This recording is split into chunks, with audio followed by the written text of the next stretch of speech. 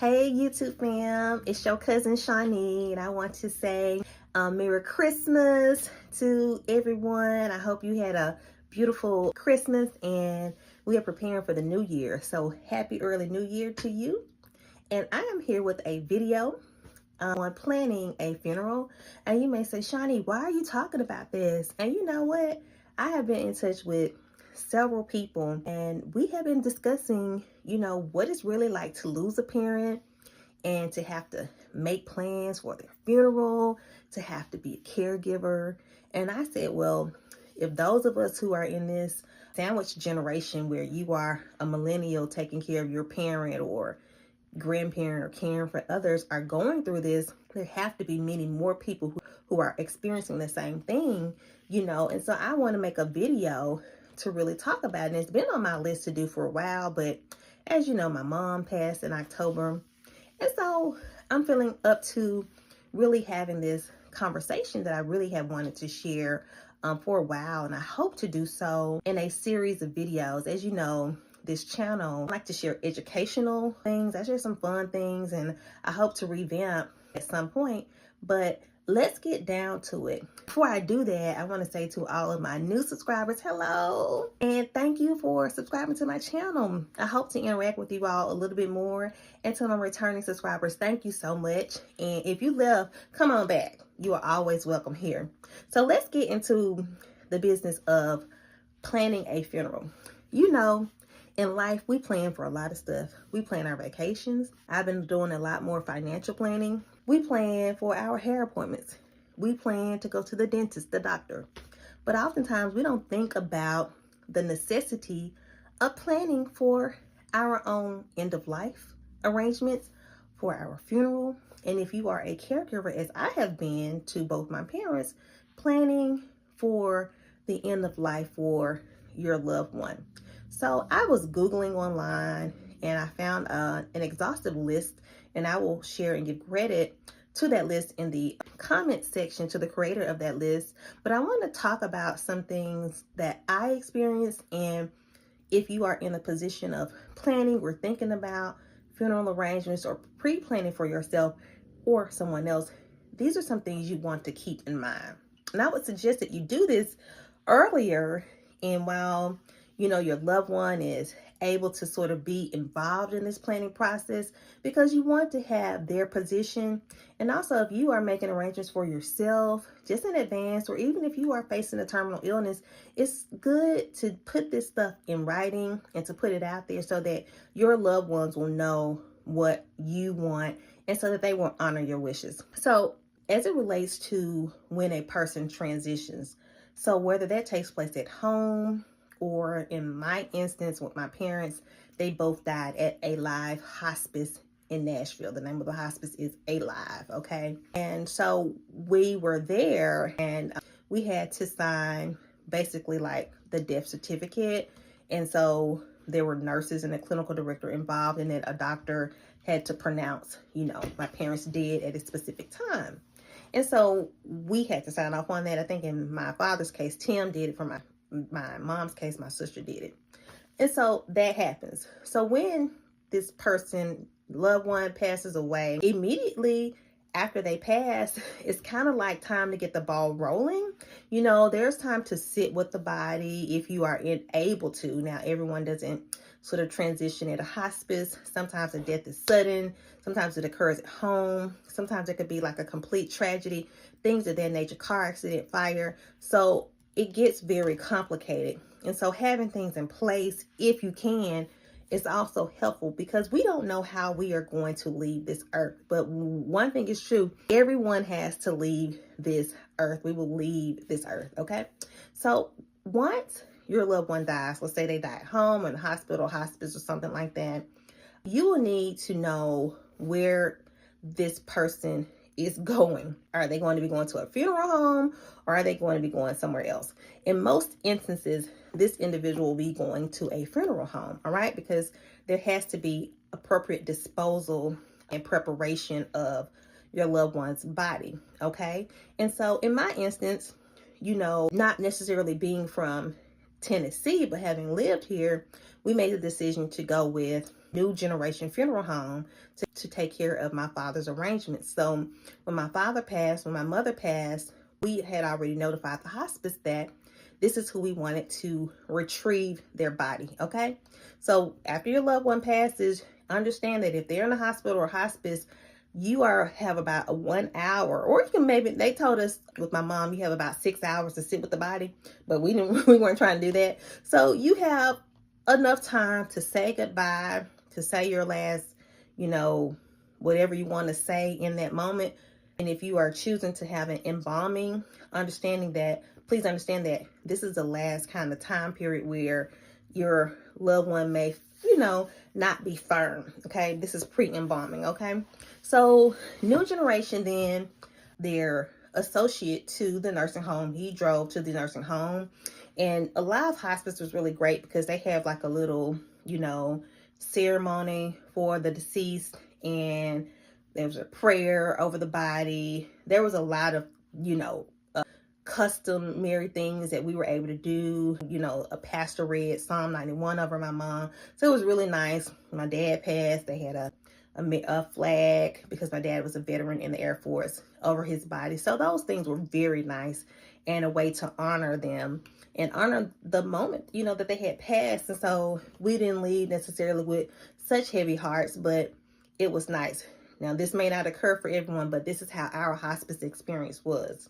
So the associate from New Generation took my mother's body to New Generation. And, she was loaded into their vehicle. I had already spoken to my mother and to my father about their wants and desires regarding their funeral.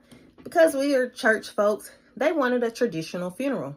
Okay, so we knew that we were going to have a traditional funeral. So this is something you also need to start asking and deciding for yourself. Do you want to be cremated?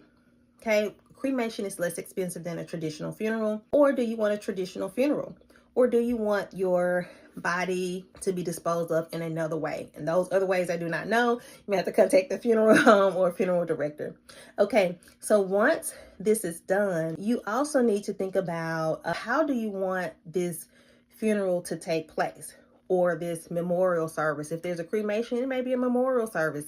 You can plan that with your family, or you can plan it with the funeral home. Funeral homes are a great resource for deciding how final arrangements will be handled. As I stated before, my parents wanted a traditional funeral, but years before, I had already been asking my parents, like, Mom, what's your favorite color? What do you want? Dad, if you pass away, what do you want? So my dad just said, put me in the ground, bury me. I don't want none, too flashy, too this and this and that. And so we kind of had humor in how I was getting this information out from my parents. My mom, she was straightforward, like, I want to, celebration. He said this many years ago. I like pink and your daddy like blue. So what did I bury my mom in? Pink. My father was buried in navy blue, the colors that they wanted. And so I knew what my parents' wishes were. Now down to the casket and stuff like that, I had the assistance of the funeral home, funeral director, really in helping me with that. So, once your loved one passed, it's going to be important for you to, notify your kin members, your family, friends. And, for me, I'm a person who likes to not be overwhelmed with a lot of phone calls and things of that nature. So I sort of said, okay, I knew that my dad was passing and transitioning. So I notified people I created a document on Canva, like a little, almost like a shareable file. And it said that, my father is transitioning. We're just notifying you. We will be in touch with you. Please continue to pray for our family and lift us up, because the death has not occurred, but I'm just letting you know, the doctors have already told us this is what's about to happen. We don't know when, but he's in hospice now. And so when a person is in hospice, they may have 6 months, they may have a few days to a few weeks.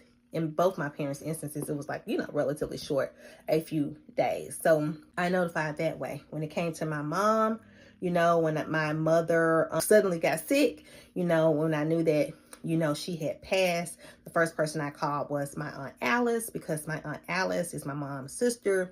And she had been so great to send so many clothes and articles and clothing articles so much stuff to my parents over the last several years that they absolutely needed nothing. And so I wanted to honor her in that way. Like, Aunt Alice, you have just been so amazing with so many cards and, so many things. I'm telling you first. I think after, we had things taken care of with my mom, her body was out to the, with the funeral home. We were sad. Tim, Kanika, and I went to Chili's in Nashville and ate. But guess what? I was, dealing with phone calls, trying to handle business, because really the ball really does start to roll and move in that way. And so a few days after that, we would be in touch with the funeral home and Miss Natasha at New Generation, the whole New Generation funeral home. They were really great. And so, we had decided that we wanted to do Mount Zion. And so Pastor Katina, Parish Clark at Mount Zion, Bishop Walker, Mount Zion family, I notified them via email, and everyone was quite responsive. Like, what can we do to help? Calls. What do you need from Mount Zion? Can we have the service there? Yes. So they followed their protocol. I was in touch with them. We were in touch with Mount Zion, and the coordination train was occurring. Now, please understand, when you're coordinating with your church, with the funeral home, sometimes everything may not go perfectly, but understand everybody's human. Give a lot of grace. Can't do anything but commend them for their excellent care and support of our families. All right. So going to what do you do after, mom or dad or loved one has been at the funeral home for perhaps a day or so. And keep in mind, you need to be thinking about dates. When do you want this funeral to occur? What's going to work for the church? What's going to work for the funeral home or the place you're having it? Dates are going to be really important. Thinking about family coming, accommodations, things of that nature. So coordinate with your church, with your funeral home on those dates. But what you also need to be doing in this time is trying to get as much self-care as you can. If someone needs to take those phone calls, let them do it. If you don't feel like talking, don't get on the phone, because you really have to plan. It's a lot to do. But you really need to think about, okay, what outfit does my loved one want to wear? Or if you've already had that conversation, all you got to do is just pull that outfit out. And if you need to put it in the cleaners, if you haven't done so already, do so. In my instance, I went to the store and bought my dad a new suit. Daddy had lost some weight. Mom got her a new nice dress and everything that she needed. And, some people say, you don't have to do that. You're just burying the dead. But it was my pleasure. It was our pleasure and our honor to do so. So we did what we felt was appropriate and what we wanted to do. Okay. And so think of that. What colors do you want? What were their favorite colors? And do you coordinate your casket around that? You can. It's possible. So those things are kind of be things you have in discussion with the funeral home director. So think about the cremation container. Think about the casket. My mom liked pink. We ended up deciding, she actually picked out her casket the year or so before my dad died. When we were actually making his final arrangements, my mom picked out her stuff as well. But when she actually passed away, we didn't like that casket after all, And so we decided to go with a different color, which my mom would have loved in the end. So we still honored her color scheme and some of the things that, we knew based on our knowing her that she would enjoy. Okay, so identify the location for the burial, okay, or the internment. And for us, me not being from Nashville, really, I had looked at what another person had done, who was a member of Mount Zion. They used New Generation and they were buried at Woodlawn. So I said, I'm just going Woodlawn because this person seems like a very nice gentleman in his life. He was actually an Omega. Cannot remember his name, but if I can, I will drop it in the link below. But I did see his service on Mount Zion's page, and he was a prominent person in the Nashville community. And I said, well, I'm sure wherever this place is, it's nice. I'm pretty sure that his family has prepared nice arrangements, and I would like my parents to be buried in a similar fashion. So I reached out to Woodlawn, and they were excellent. Mr. Greg provided excellent service to us for both my parents. Okay. Will you have a wake? Because of COVID, I think people have moved away from like traditional wakes, meaning having one on Friday and then a funeral on Saturday. Now you can have that 1 hour sort of family hour or private time, the 1 hour before actually the funeral. So if anyone wants to come in and just perhaps, view the body or pay their final respects and wishes, they can do so 1 hour before the service starts. Maybe they can't come and sit through the service, but they want to, support the family and greet the family.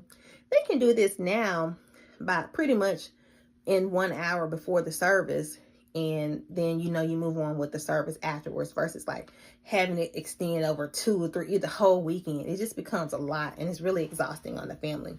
So I was grateful for that, and that's how Mount Zion structured their services. So a lot of our flow was really structured around how Mount Zion does their funerals. And so I was very grateful for that, because I'm like, great, this means it's less work for me. All I have to do is pick out the names of the people I want to speak.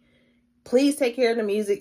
Please take care of the order program. Please take care of getting the ministers. And they did all of that. So I was very grateful for that, because I have planned other funerals, and picking out the songs and doing all that is very taxing, especially if you're just trying to go back and forth about it, doing the obituary. All that stuff can be very taxing.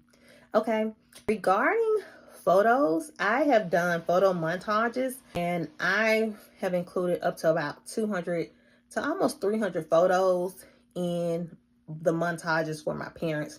So you can find a person online who does these, or you can make them yourself and just get pictures and put them to music and make it like a PowerPoint. And so I emailed that to the church, and they played it using their audio visual system. And so that was very helpful. Passages to read, again, because we were using the flow of Mount Zion's program, meaning they don't do a lot of these long funerals. Now, you're not going to be in church for 3 hours at Mount Zion. And so I appreciate that. I was like, thank you. Because, funeral is taxing. And you are sad about the loss of your loved one, and that this is their homegoing. But the reality is that they are deceased, and you're really honoring their life. And a life well lived, is a beautiful thing to celebrate and to honor. But it doesn't have to be 6 hours. And for my mom, I did not ask anyone. I asked Nataki, who was her niece, because she's a professor and she speaks all the time, and she knew my mom well. I said, please represent the Osborne family, which is my mom's side. And I said, Kanika and I will take the Collins side, but we're also representing Woods, meaning Timothy and Shani, and Kanika's representing Sharp, meaning her husband, her children, and extended family. So everybody's covered. And so that's all I wanted. And for us, we also had resolutions. There were a lot of them. I spoke to the MC, or the woman in charge, Elder Tanisha. I said, thank you so much for doing this for my mom. Please don't read none of these resolutions. We appreciate them. I'm so grateful that people took time, and we asked for them to get the resolutions. And so some came from Friendship, which our home church, Pastor Towner and Friendship family, they gave for both my parents. I'm so grateful for that. House of Representatives. My mom's brother is a member of the Mississippi House of Representatives. So my uncle wrote her resolution, which is basically a modification of the obituary that I wrote, both my parents' obituaries. But I didn't want a whole lot of people up talking, reading resolutions. We know her life and his life were well lived. And so those articles are just for us to really keep. And back in the day, I've been to many funerals where people sit up there and you're listening to 12 or 13 resolutions, and that funeral is 6 hours. And I just did not want that. I don't think my parents would have wanted that either. So in terms of the obituary, again, I wrote the obituary for both my parents, and I had written my dad's obituary like the year before he passed. And my mom's, I took time to write it. I just wrote it out, and it was organic, and I used Grammarly, spell check, all that great stuff. And it was done earlier. So if you can have that written earlier or way a couple years in advance, all you have to do is come back and modify it, edit it. Okay, let's look at how you're going to print the programs. New Generation is like a one-stop shop. So they did the obituaries, the printing of the program. All I had to do was send them the requested number of pictures, and I sent them the obituary and the names for the program. Again, the format of the program was already established by Mount Zion, and there were not a lot of names on there. It was like music selection, Elder Tanisha, who's doing the officiating, and then Elder Pastor Katina, who's going to be doing the eulogy, and everything else was kind of straight to the point. And in terms of my name being listed out. It was not. I did an acknowledgement. I wrote that. It was on the back of the program. Programs printed by New Generation, and they brought those programs to the church the day of the funeral. They handed them out. The remaining programs went back with me, and my sister and I sort of separated them. So everything was kind of, you know, in a place that we wanted it to eliminate stress. So the funeral home, funeral directors were really like kind of in control of a lot of this, meaning the family just needs to be the family. They were going to be controlling kind of like programs, bringing us water. So they did a beautiful job at New Generation. Again, the date and the time for the services were set by the church as well as by the funeral home. When the funeral home was available, when the church was available. And a lot of this was led by the church's availability, okay? And any foods and beverages, we did not have a repast. Post-COVID, people kind of have steered away from repasts. Like, we did not have one for my mom. So I'm going, and neither for my dad's. But after my mom's went out to like Cracker Barrel with the family to eat. But after my dad's, my mom and I went back to the hotel. The rest of my family went to eat. But we were tired. And my mom, you know, she's elderly. So I wasn't up for like, you know, kind of socializing. We just went back to rest. My mama needed to rest. And lastly, grave marker.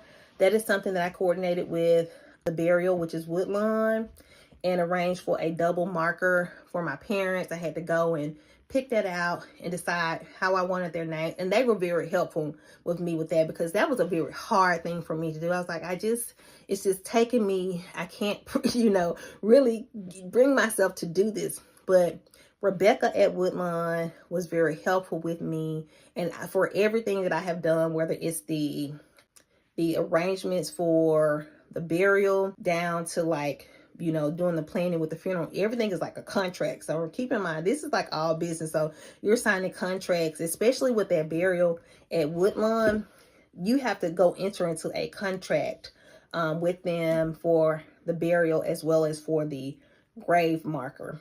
And so regarding the arrangements to and from the funeral and all of that, New Generation provided the limo service, all of that, motorcade, all of those things. And so sent the obituaries as well as the picture to the local Clarksville News, as well as to the Greenwood Commonwealth in Mississippi. And other than that, you know, I think that really was the gist of the arrangements. I did coordinate with one of the individuals at New Generation who was doing my mother's body, about her makeup. I was like, I'm kind of concerned. I don't really know how, you know, sometimes the skin just change. And so they were like, we got it. And so I was like, you know, make sure mom and dad look good, you know. And so that's why we selected them, because they did provide an exceptional level of care for my parents. And they really did, you know, look nice in their caskets, and they just look nice. And so that's what it takes when you are trying to plan a funeral for your parents specifically, or for someone you are caring for. Even if you're thinking about,